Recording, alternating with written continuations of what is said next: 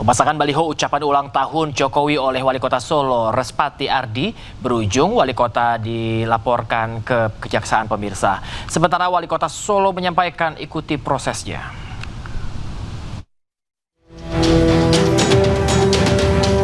Inilah baliho Jokowi yang terpajang di sejumlah titik di Kota Solo, Jawa Tengah. Dalam baliho terpampang wajah Jokowi dengan sebaik kalimat ucapan ulang tahun untuk dirinya. Baliho ini kemudian timbulkan kegaduhan. Pasalnya baliho bergambar mantan Wali Kota Solo ini dipajang atas nama pemerintah Kota Solo. Wali Kota Solo Respati Ardi lalu dilaporkan LBH Mega Bintang. Pelapor Budi Kuswanto menyebut Respati diduga menyalahgunakan wewenang dengan memajang baliho selamat ulang tahun untuk Jokowi. Ya, yang jelas kan sudah terpasang atas nama pemerintahan kota, ya kan? Kemudian ternyata setelah muncul kehebohan di masyarakat, di situ kemudian ada tanggapan dari Dinas Kominfo atas biaya pribadi. Pertanyaannya, berapa biaya pribadi yang dikeluarkan? Dalam konteks pemerintahan harus ada transparansi, gitu kan? Apalagi kemudian pemasangannya atas nama pemerintahan kota Surakarta. Nah, ini kan sebuah hal yang bertentangan. Kalau menggunakan pribadi, kenapa tulisannya atas nama pemerintah kota Surakarta?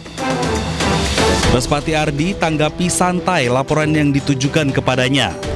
Ia mengaku salah dan berdalih menghormati proses hukum yang ada. Oh iya tuh, siap salah, udah saya berikan siap salah. Awas udah. Ya, oh siap, gak lurus, siap salah. Anggaran. Kini baliho berpolemik itu sudah diturunkan sementara proses hukum mulai berlangsung. Dari Solo, Jawa Tengah, Septiantoro, iNews melaporkan. Tim kuasa hukum Nadiem Makarim melaporkan 4 hakim ke Komisi Yudisial yang menangkan perkara klien mereka. 4 hakim yang dilaporkan diduga melakukan pelanggaran kode etik dan imparsial hakim. Putusan hari ini nyatakan selesai dan ditutup.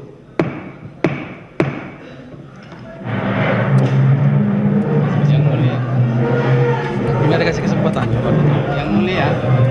Yang mulia, ada acara yang belum terlewatkan adalah memberikan kesempatan kepada terdakwa untuk menyampaikan sikapnya. Tak diberi kesempatan untuk memberikan tanggapan terkait vonis 10 tahun penjara dan denda 1 miliar serta uang pengganti 809,5 miliar rupiah dalam kasus dugaan korupsi Kerombuk. Tim kuasa hukum mantan Menteri Pendidikan dan Kebudayaan Nadiem Makarim melaporkan 4 hakim Pengadilan Tindak Pidana Korupsi Jakarta Pusat ke Komisi Yudisial. Selain itu, 4 hakim yang dilaporkan berkaitan dengan dugaan pelanggaran kode etik dan perilaku hakim saat menangani perkara Nadiem Makarim. Kuasa hukum menilai pelanggaran kode etik terjadi mulai dari dugaan manipulasi fakta persidangan, imparsial hakim, hingga penunjukan hakim yang sebelumnya telah dijatuhi sanksi oleh Komisi Yudisial. Ya, dilawan oleh Mahkamah Agung dengan tetap menunjuk hakim yang sudah direkomendasikan sebagai non-palu, bahkan ditunjuk sebagai ketua majelis. Dan kemudian ternyata terbukti pula di dalam proses peradilannya telah menunjukkan hal-hal yang melanggar etik, tidak profesional dan tidak imparsial. Kami juga sampaikan tentang sikap hakim ketika mengakhiri persidangan yang lagi ramai juga viral, itu juga kami laporkan. Itu seharusnya majelis hakim memberikan kesempatan untuk terdakwa menyampaikan apakah menerima, banding atau pikir-pikir. Merasa ada ketidakadilan dalam vonis sang suami, Franka Franklin, istri Nadiem Makarim, turut mendampingi tim kuasa hukum mendatangi Komisi Yudisial. Franka menegaskan dirinya dan keluarga akan terus memperjuangkan keadilan untuk Nadiem Makarim. Dan tentunya di bagian akhir kami mengharapkan keadilan untuk dapat ditegakkan. Hari ini kami juga mempercayakan kembali bahwa keadilan tersebut dapat kami dapatkan dalam institusi-institusi yang memang sudah di peradilan ini. Usai menyerahkan laporan, kuasa hukum berharap Komisi Yudisial menindaklanjuti seluruh dugaan pelanggaran tersebut secara objektif berdasarkan bukti yang telah mereka serahkan. Dari Jakarta, Berliana Mileni, Andri Setiawan, Zulkarnain, iNews melaporkan. Wakil Ketua DPR Sufmi Dasko Ahmad unggah ucapan selamat ulang tahun untuk Nadiem Makarim. Menurut Dasko, unggahan itu dibuat timnya untuk mengucapkan selamat ulang tahun bagi para tokoh nasional. Dalam unggahan selamat ulang tahun yang disampaikan Sufmi Dasko Ahmad untuk Nadiem Makarim, tampak terlihat foto rangkaian bunga disertai tulisan Happy Birthday. Selain menuliskan ucapan selamat ulang tahun untuk Nadiem, Wakil Ketua DPR RI itu juga menulis sebagai doa agar mantan Menteri Mendikbudristek itu selalu dalam lindungan Tuhan.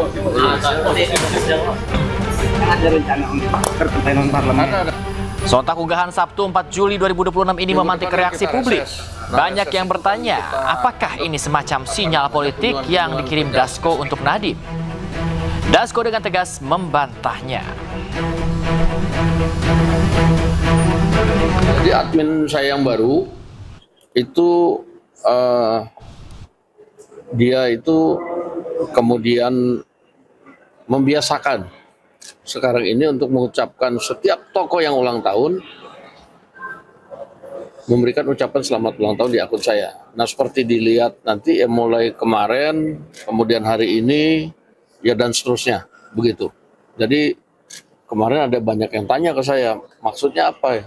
Ya selamat ulang tahun, ya begitu. Tapi ada muncul spekulasi dong, misalkan ini mengarah pemberian bantuan hukum gitu Bang ke Mas Nadiem. Kalau pemberian bantuan hukum tentunya sudah dilakukan oleh pengacaranya dong kan gitu. Kok pemberian bantuan hukum? Menteri Kehutanan Raja Juli Antoni melaporkan penolakan gratifikasi dari Bupati Kuansing ke Komisi Pemberantasan Korupsi. Selanjutnya KPK akan memverifikasi laporan dan membuka peluang untuk memanggil Menhut.